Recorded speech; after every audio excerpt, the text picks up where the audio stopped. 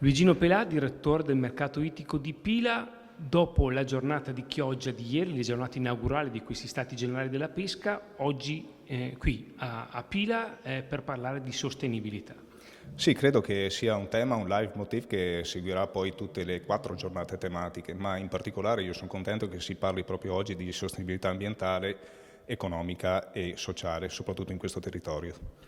Quello che si è visto ieri a Chioggia è una grande partecipazione di tutte le componenti di questo tavolo di concertazione e con toni molto propositivi. Sì, credo che oggi più che mai serva concertazione e condivisione delle problematiche, soprattutto col mondo istituzionale e noi con il mondo della pesca che rappresentiamo.